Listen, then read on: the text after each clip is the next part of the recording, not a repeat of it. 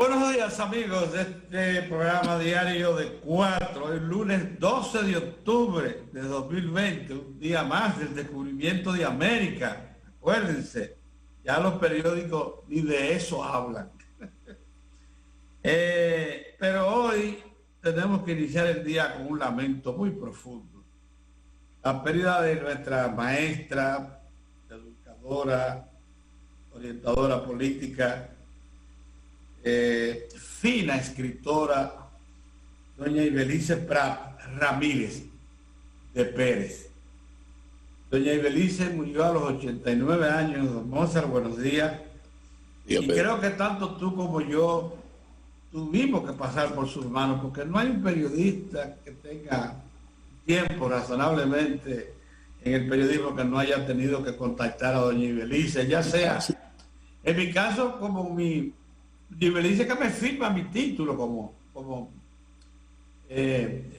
directora en ese momento de la Escuela de Periodismo, y directora no, ella era la académica principal, y por tanto es la que firma el título junto con el rector de la Universidad Autónoma de Santo Domingo del 1967.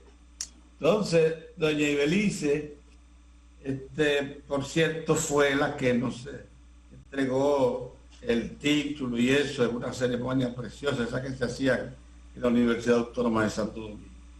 Murió a los 89 años, pero fíjense ustedes, por causa de una caída Mozart que tuvo y no pudo recuperarse. Pasó unos meses sin poder recuperar, porque doña Ibelice estaba escribiendo su columna en el Listín Diario de los sábados, normal. Yo no sé si ahí te pasaba como a mí, Mozart, yo no podía perder una columna de doña Ibelice.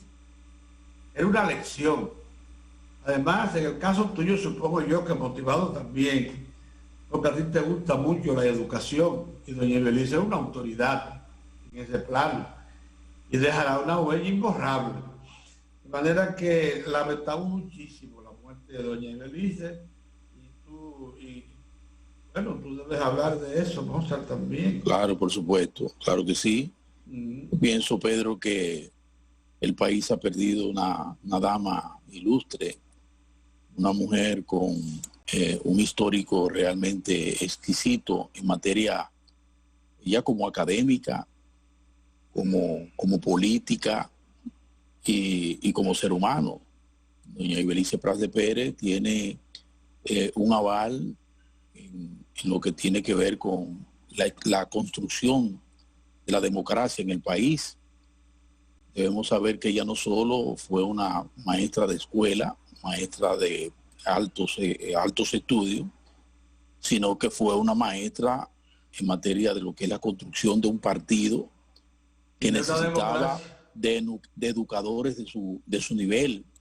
Esa escuela política del Partido Revolucionario Dominicano pues tenía o tiene en esa dama que perdimos a uno de sus principales pilares, Pedro. Ibelice formó los principales cuadros que hoy están envueltos en la política, que están al frente y que han estado al frente del Estado Dominicano, pasaron por las manos de esa maestra maravillosa que fue doña Ibelice Prat Ramírez de Pérez. Ella nos deja a una edad de 89 años, pero con todas sus facultades, Pedro. Una mujer que venía seguir aportando a través de su columna importantes reflexiones políticas de orden social, en el orden educativo. No se puede hablar del sistema educativo nacional, no se puede hablar de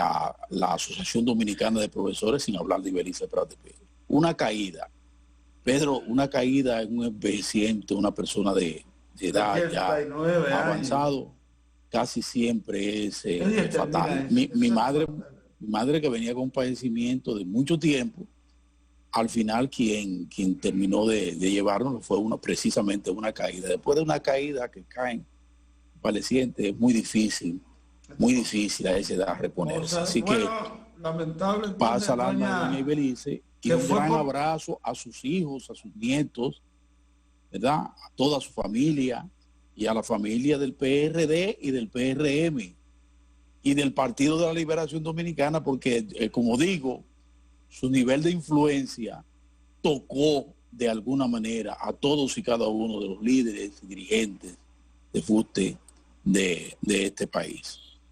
Decana de la Facultad de Humanidades de la UAS por toda la vida, fundadora de la ADP, hasta que quiso, presidenta del PRD, primera de América en presidir un partido de masas. Para que lo sepa. Pues y no lo fue por un periodo de transición, fue por además su manejo, Pedro, una mujer que culta, ¿no? Y además el nivel de respeto que se ganó en toda la colectividad política. Ibelice era una mujer respetada, respetable, pero eso se lo ganó, su conducta, su forma, una dama con quien se podía conversar y con quien se podía entrar en una polémica, por fuerte que sea, pero siempre mantuvo niveles de tranquilidad, sin lastimar, sin ir más allá de expresar, de exponer su criterio, pero sin necesidad de lastimar a nadie. Tú sabes que lo que más me impresionó de Ibelice, su carrera política, larguísima carrera política, es que por más duras que fueran las confrontaciones políticas, nunca dejó de observar la dignidad del Estado. Así y de las instituciones democráticas. También para ella exactamente. Eran cosas. Mira, bueno, antes de pasarte entonces a los temas básicos, también debemos lamentar la muerte de un periodista, el joven. Bueno, más de uno. José Torres. Sí, José Torres. Y el equipo que lo acompañaba. En el viaje venían desde Puerto Plata. Luego de cubrir las actividades del presidente Luis Abinader, y lamentablemente un accidente terrible, espantoso, porque se incendió el vehículo. Cobró 5 vidas en total. Murieron cuatro en el acto y el periodista Torres que falleció después. Qué cosa.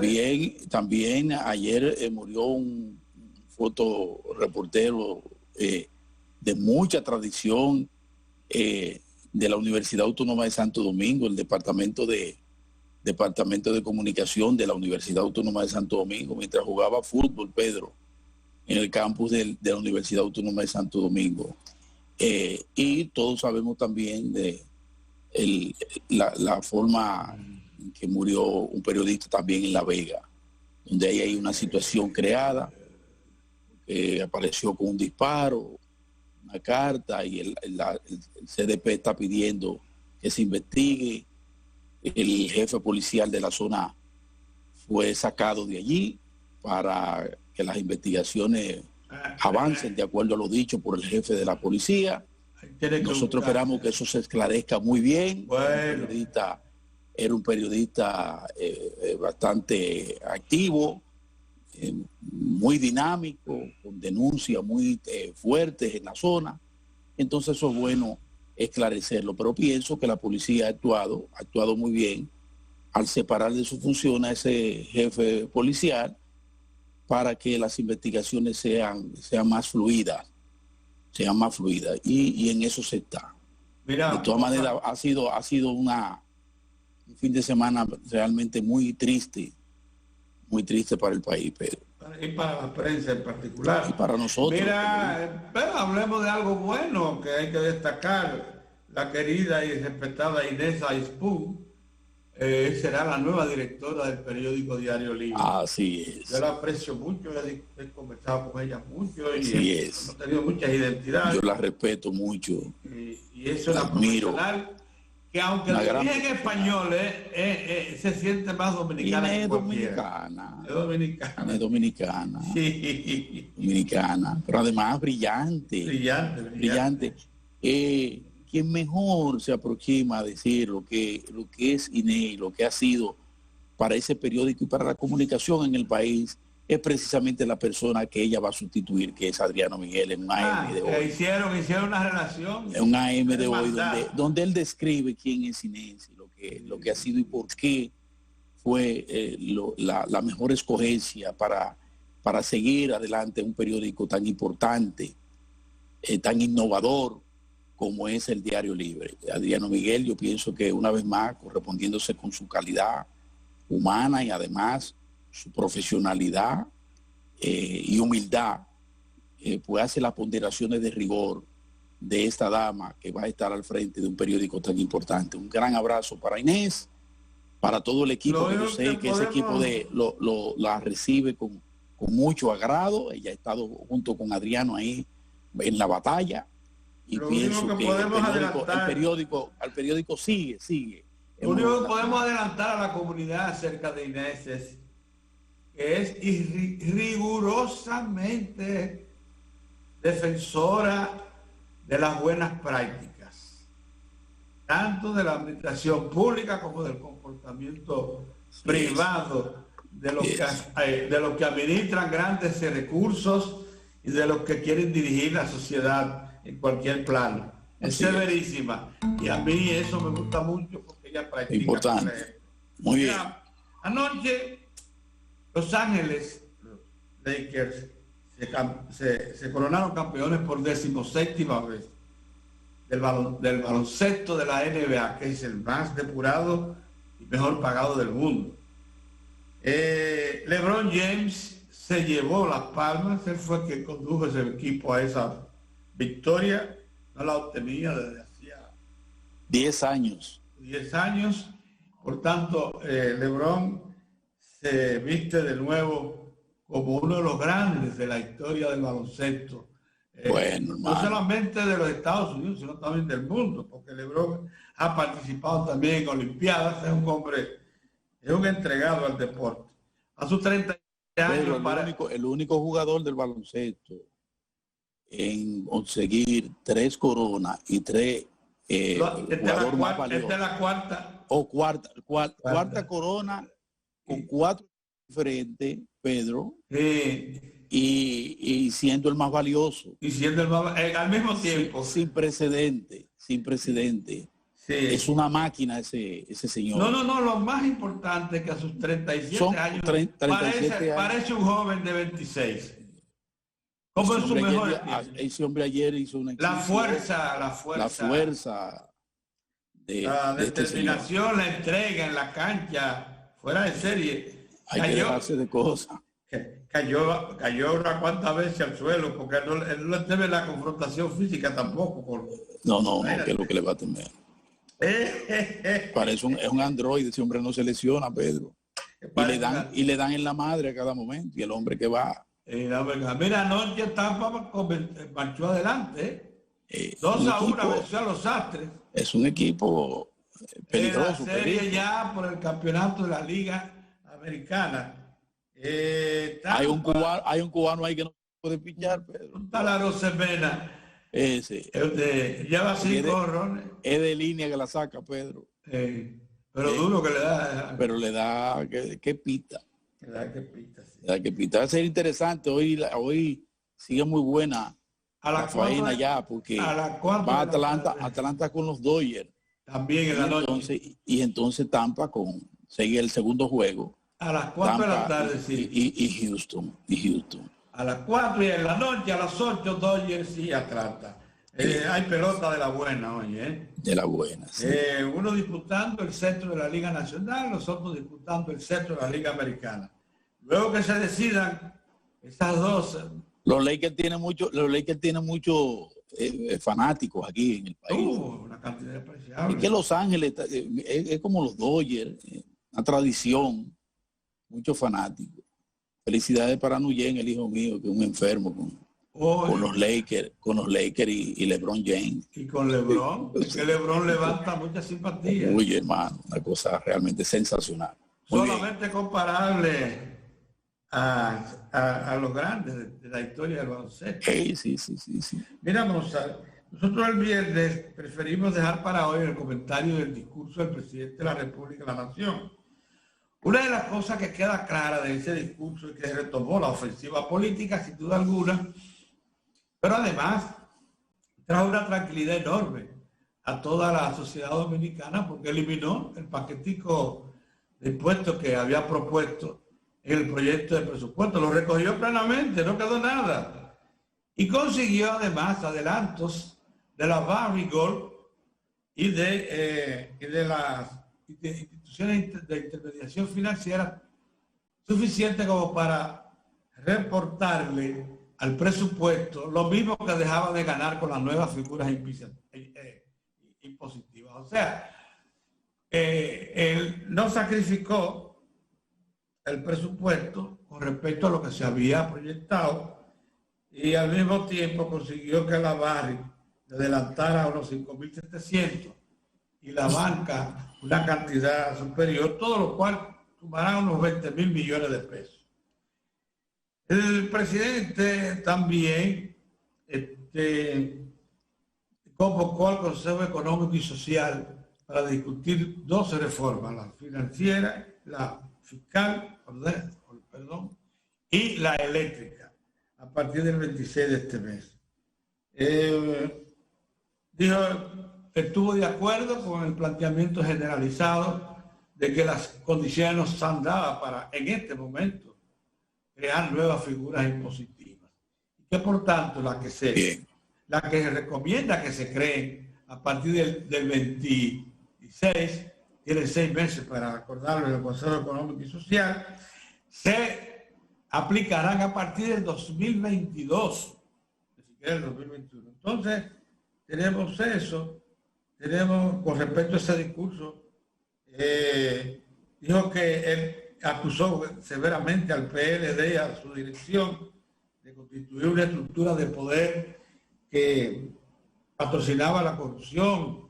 Eso ha creado, por cierto, una confrontación fuerte con el PLD.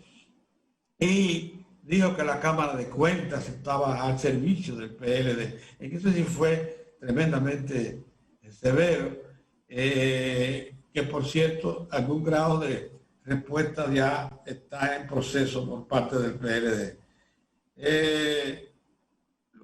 Dice que promete una reducción considerable de los gastos y esa será una de las características del ejercicio presupuestario del año próximo.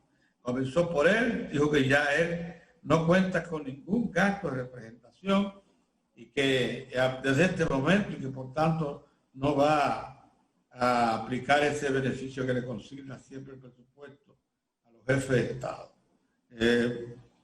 Bien, bueno. Vamos.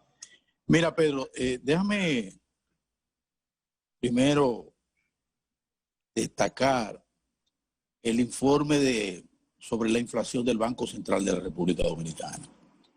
A septiembre, al mes de septiembre. En septiembre fue de 0,60%. Con los grupos de mayor incidencia en este porcentaje de inflación de septiembre fueron alimentos y bebidas no alcohólicas 1,06, educación 1,83, transporte 0,39, vivienda 0,40 y educación, salud 63 y restaurantes y hoteles 0,32. Este registro, este informe del Banco Central sitúa la inflación acumulada de los primeros 9 meses del año, o sea, enero-septiembre, en 3,74%. Lo que quiere decir que con este resultado, pues la inflación interanual medida desde septiembre del 2019 a septiembre de este año, alcanzó 5,03. Todavía con ese 5,03. Es la anualizada, sí. La anualizada. Sí. 5,3. Se mantiene. El informe dice que tanto la inflación promedio de 12 meses de 3,23 como la inflación subyacente anualizada, que es de 4,34, sí, se ubican dentro del rango meta, que es 4 más o menos 1, ¿verdad? 4 más o menos 1. hay bienes que, hay precio de algunos bienes que tuvieron variación, sobre todo en el campo de la agropecuaria, que tienen que ser volátiles, tú lo sabes perfectamente bien. El caso, por ejemplo, del plátano, comienza a entrar en el tema de diciembre, donde con el frío, el frío del trópico, y merma un poquito la producción, y entonces en ese sentido eso impacta, así como las bebidas alcohólicas, el tabaco, los combustibles y los servicios de transporte que permitieron que de esta forma extraer las señales más claras sobre la conducción de la política monetaria, que como todos sabemos ha sido una norma, un enfoque permanente, una atención permanente de las autoridades monetarias y financieras desde hace tiempo, sobre todo con don Héctor Valdés al frente de ese equipo, de la búsqueda de crear condiciones políticas que propicien ese ambiente para la inversión en la República Dominicana y podamos crecer, pero al mismo tiempo sin descuidar jamás los niveles de estabilidad que son tan importantes. Yo pienso que en ese terreno, aún en medio de la severísima crisis que ha impactado a la economía dominicana por el coronavirus, como ha impactado a la economía mundial, fíjense cómo todavía, aún así, nos mantenemos con esos niveles de estabilidad en materia de precios. Y con lo que tiene que ver, Pedro,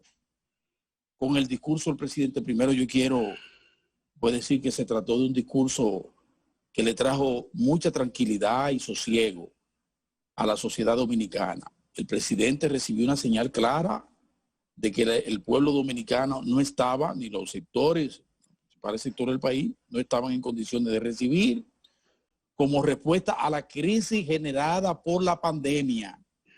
No estaba en disposición de asumir nuevas cargas en el orden fiscal. Y se lo hizo saber de todas las maneras y el presidente respondió a eso eliminando todas y cada una de las iniciativas que en el orden fiscal estaban presentes en el proyecto de presupuesto y ley de gasto público para el 2021, que él en un primer intento había dicho, bueno, que eso iba a ser consensuado, o que eso iba, en algunos casos iba a ser por un tiempo. No. Al final se dio cuenta de que la población no asimiló esa primera explicación del presidente y entonces optó por la mejor de las vías, que fue desterrar, sacar todo eso y devolverle la tranquilidad a una población bastante acogotada y a un sector como la pequeña, mediana empresa y a esa clase media dominicana muy sobrecargada con el tema este de los impuestos.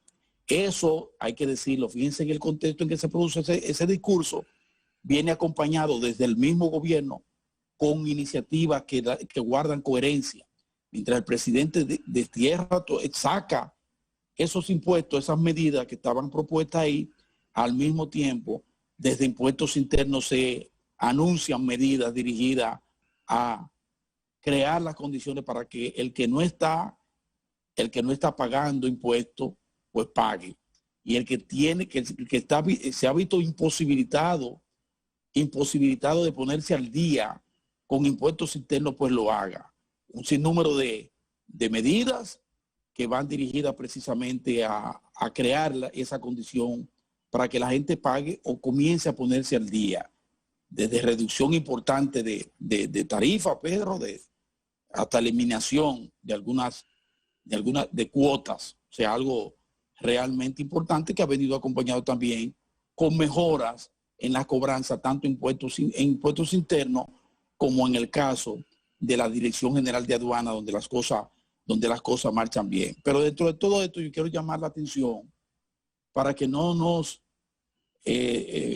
descuidemos, y al presidente de la República para que se mantenga ojo avisor, porque hay sectores que insisten en colocarlo, en conducirlo por un camino pantanoso y minado, que es el de la privatización. Yo vi ahí al amigo Andy Dawarre en un nuevo intento, procurando que el presidente apele al recurso de la privatización. Hizo toda una ponderación en su programa, tú sabes que Andy es brillante, una ponderación hasta el punto de decir que, como ha dicho el ministro de la presidencia, que ha dicho que el gobierno se va a abocar a deshacer al Estado de algunos de sus bienes, pasarlo al sector privado, y que eso le va a traer ahorros importantes, recursos importantes para afrontar un déficit que el gobierno lo proyecta un 3% para el próximo año y Andy lo proyecta en casi 10%. Andy dice que no sabe... La CEPAL dice que es de 4%. Bueno, dice, yo no sé de dónde han sacado el 3%, esto anda por 9% y cuidado. Pero dice Andy en su ponderación, y acogiendo esa advertencia terrible, que él apostaría precisamente a que el gobierno se deshaga de una serie de bienes, ¿verdad? Y de servicios. Y resalta lo que ha resaltado el mismo gobierno, una parte del subsector eléctrico. Hasta el punto que dice Andy, para abonar a su propuesta, que si lo hiciera, si saliera de Punta Catalina, dice él, a buen precio, no es que lo van a vender como, dice Andy, no es venderlo con precio de vaca muerta, no, a buen precio justo, salir de todas esas empresas, el gobierno no tendría ni siquiera que apelar a un recurso que él entiende que no es cómodo, que no sería innecesario como ese, de los adelantos de Barrick Gold y del sector financiero, que es a lo que ha apelado el presidente de la República para tratar como alternativa frente a los impuestos que sacó, los proyectos que sacó del proyecto de presupuesto. Dice Andy, no tendríamos que coger esos adelantos, no tendríamos por qué comprometernos con la banca, porque el Estado tendría suficientes recursos vendiendo esos bienes, tendría suficientes recursos como para subsanar y aproximarse a responder a un déficit que, sí, insisto, Andy lo coloca por encima de un 9%. Yo llamo la atención una vez más que el tema de la privatización es un tema minado, es un tema, es un trayecto peligroso, pantanoso, que en un momento como este de alto riesgo, de tanto riesgo en materia social y política, como lo fue el tema en este momento fiscal, que el gobierno lo entendió y pudo desactivar una verdadera bomba social. De la misma manera, si se recorre el camino neoliberal de procurar deshacer al Estado de bienes, algunos de orden estratégico, yo pienso que el gobierno estaría equivocadamente, digo yo, humildemente, transitando un camino que no le conviene. Yo pienso que el presidente Abinader debe continuar por el camino de la cautela, de la racionalidad y de la no confrontación, Todo lo contrario, lo que necesita es aunar esfuerzos. Fíjense cómo ha llamado a los sectores para iniciar el proceso y culminar con el pacto eléctrico precisamente, para adentrarnos entonces al tema delicado fiscal, a la fiscalidad. ¿Sabes que la semana pasada Andy y otros como Andy y desde el mismo gobierno un sector puede estar lleno de buenas intenciones, pero de buenas intenciones el viernes pasado, Mozart, el ministro de Energía y Minas, Antonio Almonte, dijo que él no sabe de dónde han sacado la versión de que el presidente o él haya mencionado en alguna ocasión. Bueno, ni él ni el presidente, pero hay otros del gobierno. La posibilidad de vender Punta Catalina. Yo quisiera adelantar lo siguiente, ya que nos vamos al cambio y ya tenemos a Orión ahí. Mira, Andy produjo hace como mes y medio un trabajo en el que sugería que se creara la Compañía República Dominicana para vender todas las empresas públicas y levantar un dinero con el cual hacerle frente al déficit que ya estaba presente en la economía dominicana por efecto de la pandemia. Y dijo que en las condiciones actuales el país no estaba en condiciones de asistir a los mercados financieros a colocar deuda. Bueno, al amigo Andy hay que decirle que el país no solamente asistió y colocó 3.800 millones de dólares, sino que le ofrecieron 2 veces más esa cantidad. De manera que las recomendaciones de Andy en este momento hay que tomarlas con un grano de sal. Así es. Entonces vamos a hacer una pausa para regresar con don Orión, que ya está ahí. ¿Cómo no? En un momento regresamos.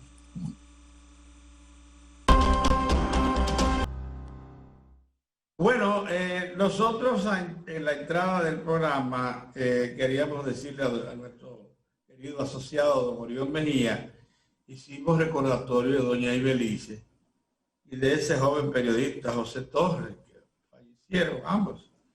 Doña Ibelice, por efecto de una lesión ya a sus 89 años, y el pobre José Torres, junto con sus compañeros de trabajo de la dirección aeroportuaria, en un accidente de tránsito cuando regresaban de un evento. Así es que, acuérdate, Orión, que nosotros quedamos los tres de referirnos hoy al discurso del presidente. Ya yo lo hicimos. Así que te dejo. Yo. Buenos días. Saludos amigos, gracias por estar con nosotros. Diario de 4. Miren, primero yo también, obviamente ayer estaba muy compungido y hoy sigo igual con respecto a la muerte de, vamos a decir, de 2 colegas, porque doña Ibelice era una gran comunicadora, profesora, maestra. Yo pienso que el país ha perdido una de sus mejores, exponentes en la política, socialmente hablando. Y vamos a esperar, sí, está bien. Nosotros, a Mario Emilio Pérez, no sé si ustedes le envían también su condolencia. Sí, claro. Mario Emilio, y hay que ser muy solidario, y hay que ser muy solidario con Mario Emilio. Acuérdense la pareja que ellos representaban. Y Mario Emilio es amigo de nosotros. Yo estoy esperando que el día camine un poco más para llamarlo, darle aliento, y nosotros, sus amigos, debemos estar con él, con Mario Emilio Pérez. Doña Ibelice es la democracia. El discurso de doña Ibelice es el discurso más refrescante de lo que una sociedad puede esperar de la democracia, que refleja los anhelos de una sociedad de lo que debe ser la democracia. La democracia como nosotros la anhelamos, ni siquiera como la podemos tener. Doña Ibelice nos enseñó, es una gran educadora, así que la tragedia también de José Torres, 5 personas murieron en ese accidente. Parece a nosotros terrible. Dice que el poeta que parecería como si fuera la misma ira de Dios, que 5 personas que mueran, incluyendo en la jipeta incendiada. Una cosa terrible. Nosotros también aquí el programa, con el colega Torres y con todos los demás, las personas fallecidas con sus familiares, estamos nosotros también muy solidarios. Yo escuché el último tramo del planteamiento de Mozart. Creo que es el planteamiento de nosotros tres. Ha sido un revés para una expresión peligrosa del neoliberalismo que se estaba quitando en áreas de poder del gobierno del presidente Luis Abinader. Que este programa comenzó a escudriñar cuando aquellas expresiones del director del esquema de público-privado, el esquema público-privado, está muy fuerte. Y cuando comenzó a hablar del sector, cuando comenzó a hablar del ámbito de los servicios públicos, la privatización, luego ustedes vieron que el presidente dijo que eso era una locura y que él no sabía de dónde había salido eso. Sí. Y luego ustedes vieron que ya la prensa estaba hablando de 96 mil millones de pesos en lo que el ministro de la presidencia había hablado como activos importantes. La expresión activos importantes es del ministro de la Presidencia, que por demás renunció a su salario, lo distribuyó entre personas entre instituciones que lo necesitaban, y como que comenzaba algo raro. Y terminamos en un paquete que evidentemente estaba divorciado de los planteamientos iniciales en términos económicos de un economista que es el presidente de la República. La verdad que fue, ¿cómo yo podría decirlo? Fue muy abrupto ese paquete, para no decir que su contenido era no solamente inaceptable, sino de baja calidad discursiva. ¿Se entiende eso, Pedro? Mira, eso sorprendió lo que tú dices, la poca sustentación desde el punto de vista económico y de la propuesta. La propuesta, exacto. Una propuesta traída por los cabellos, que evidentemente lo más importante parecía ser sin la venta de activos. Alguna. Lo más importante parecía ser la venta de activos, Pedro, y no eso. Lo que pasa es que eso se creyó que era como unos pequeños retazos que iban a estar por ahí, y fíjate cómo Dios provee, como dijo el editorial del periódico El Nacional, cómo el presidente identificó dos fuentes que nosotros la habíamos señalado aquí, tú, Pedro, cuando hablábamos del oro, constantemente diciendo cómo estaba el oro y qué significaba eso para el momento que vivía el país. Acuérdate cuando hablábamos del sector externo, dijimos, bajó el petróleo, subió el oro. Eso son buenas noticias para la economía dominicana. El presidente encontró esas dos fuentes. Una de ellas también nosotros hemos hablado de la fortaleza del sector de intermediación financiera. Y de aquí hemos dicho que los bancos se ganan 7, 8 mil millones de pesos anuales. Y después de aportar al fisco, Por cierto, qué bueno que aclarar esto, Gorión, en este momento, y Mozart, que el adelanto que va a hacer Barry es referido nada más que a las regalías, porque el impuesto sobre la renta lo va a pagar normal. Sí. Es solo la regalía. Pedro, pero para que tú veas los aportes importantes que hace el banco. Entre los bancos que van a hacer también un aporte, a los bancos se van a hacer un adelanto de pago de impuestos sobre eso sí van a hacerlo así. Pero eso es más dinero que el gobierno haitiano, Pedro, así como tú lo ves. Todo el año 2021, si adelantan el paquete correspondiente a eso. Este lo dije, 120 mil millones. Los bancos no van a perder este año nada, van a ganar mucho. ¿Por qué?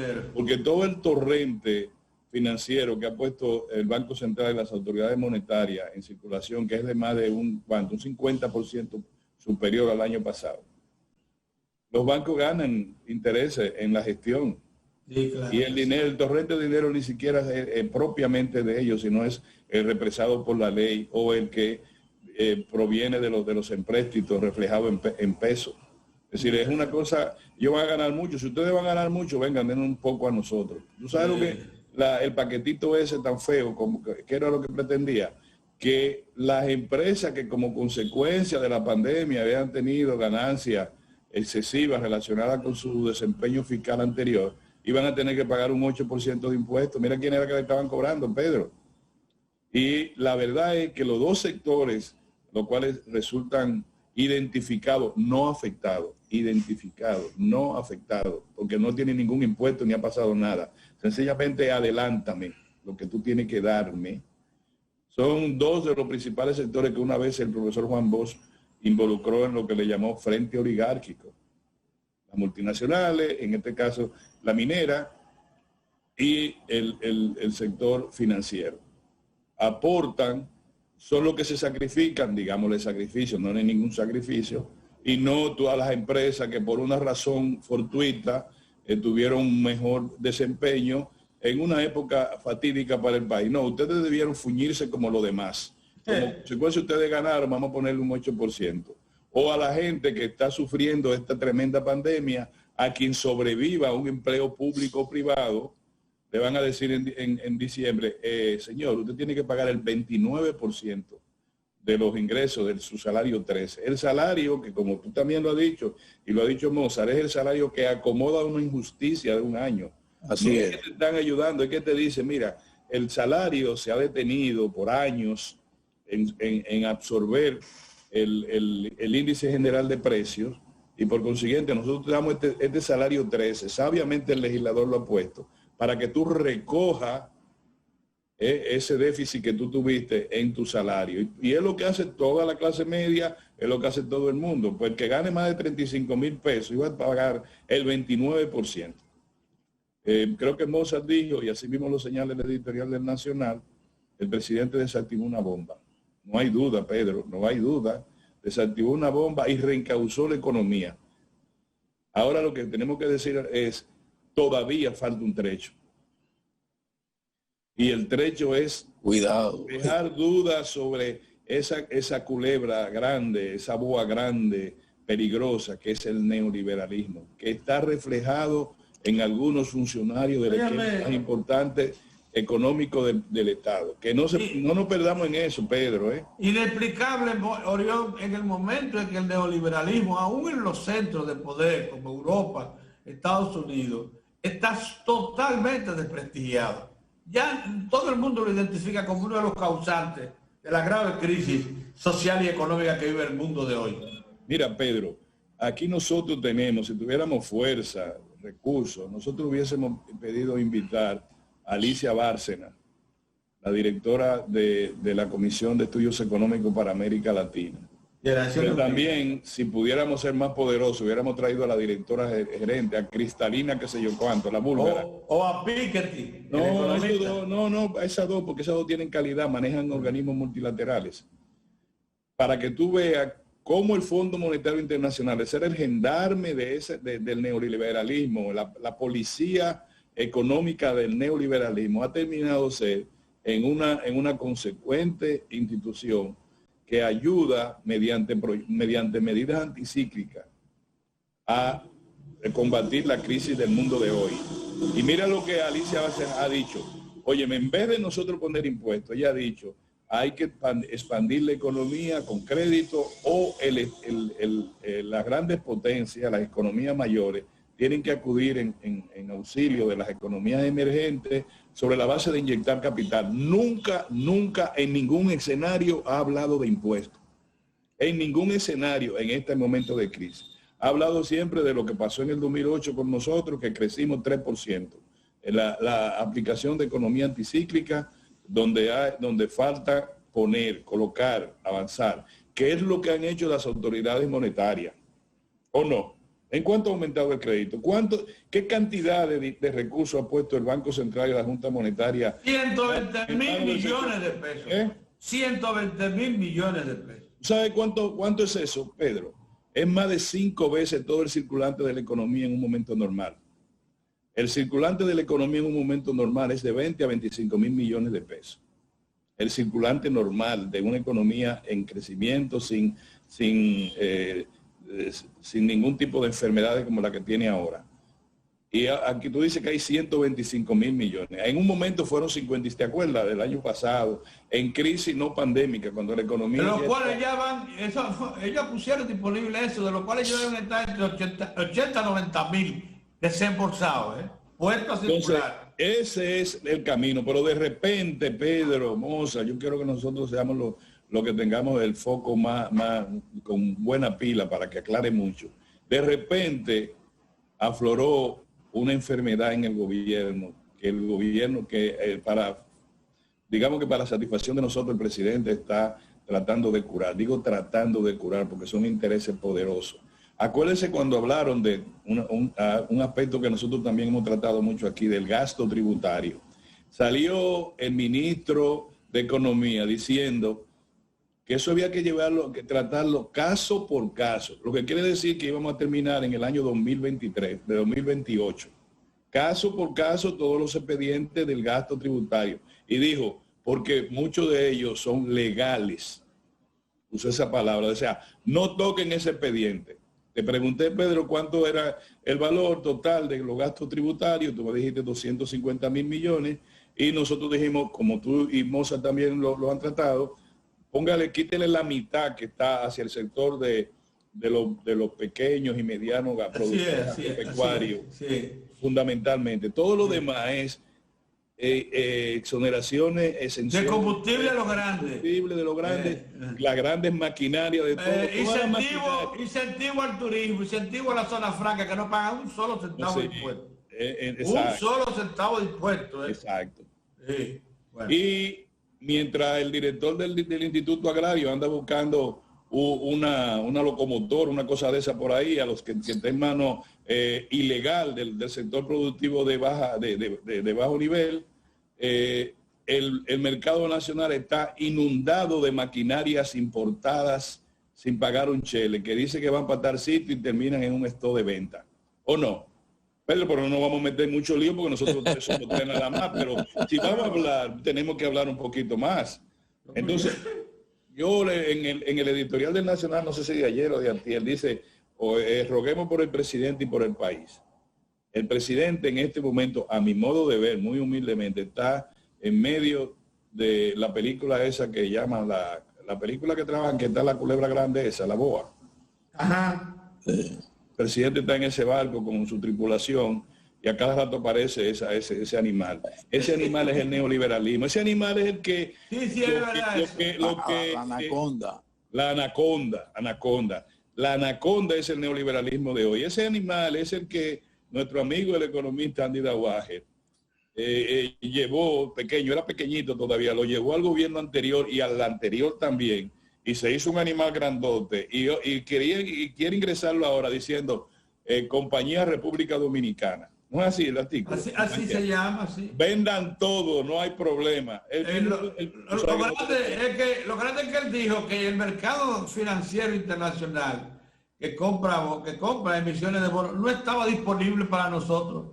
Y colocamos 3.800 y querían el triple de eso. El director de presupuesto dijo que todavía falta una parte por colocar. Que faltaban cerca de 400, 500 millones, no acuerdo la cantidad, para completar el déficit. Sí. Es una economía. Todo el mundo está en esa... ¿Saben cuánto es el déficit fiscal de los Estados Unidos de América? 3.500 millones de dólares.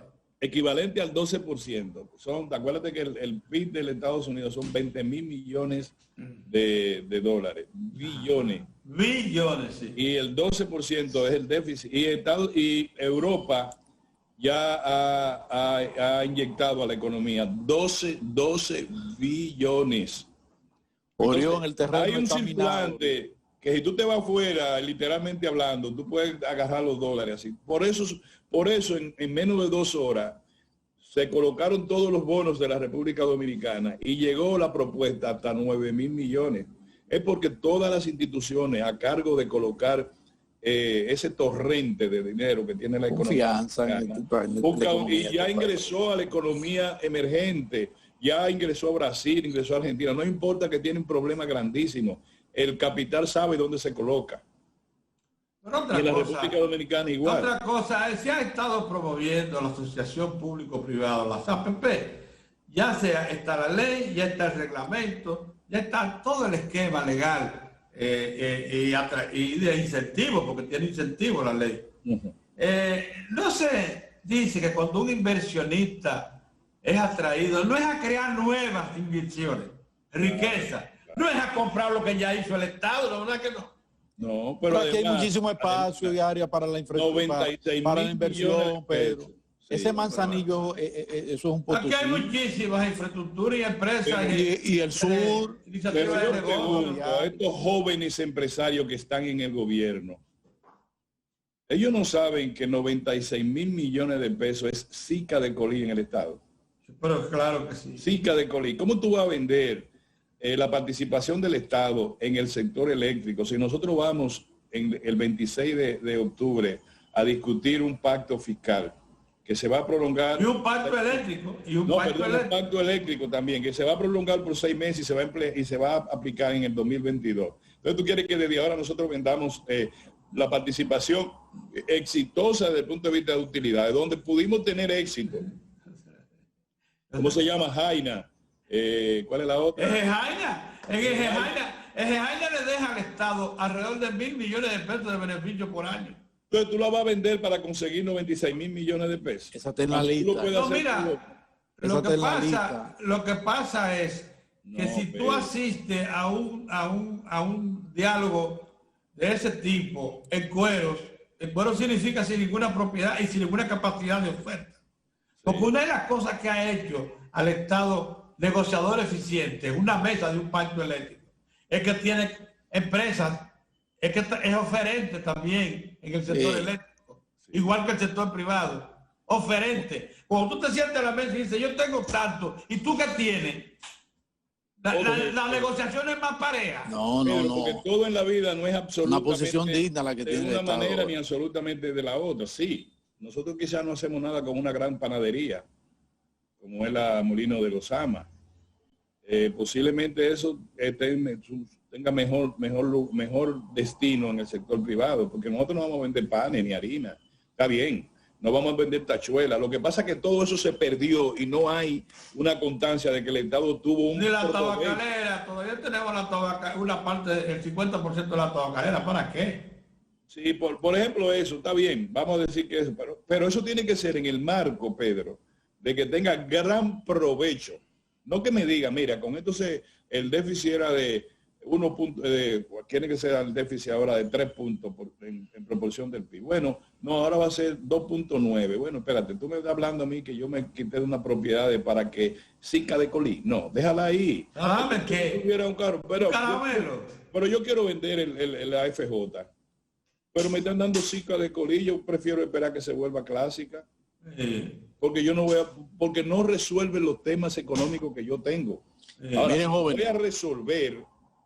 Entonces, el neoliberalismo no está tratando de resolver ningún tema económico. El neoliberalismo quiere llevarse todas las propiedades tangibles e intangibles que tenga el Estado y después hablamos. Miren, jóvenes, hoy nosotros tenemos, la prensa nacional recoge una información importante que el Congreso del Partido de la Liberación Dominicana. Sí. Una actividad sumamente importante donde hubo la participación del expresidente y líder de esa organización, Danilo Medina, con pronunciamientos interesantes. No nos referimos a eso porque precisamente hoy contamos con la participación de Iván Lorenzo, que es el senador de la provincia de Elías Piña del PLD, y entonces en el marco de esa conversación... Yo creo que él es el vocero, Mozart. Sí, en el marco de esa... Exactamente. En el marco él es el vocero del PLD. De esta conversación, entonces vamos a tratar el tema de el Congreso del PLD y la postura del PLD que pasado mañana va a responder a los señalamientos que hizo el presidente. Puede hablar del presupuesto. Sí, claro, y puede hablar de... Sí. O sea, nada más decir, para cerrar el tema, que ustedes seguramente lo hicieron, que nosotros tres consideramos positivo, alentador y saludable el discurso. Pero por supuesto, lo dijimos. Ofensiva. Es importante decir eso porque el elemento principal a combatir ahora es una renaciente conducta neoliberal. En un gobierno así es. Supone que el gobierno debería ser liberal. ¿Es correcto? Bueno, vámonos. Muy bien. Vámonos a cambio.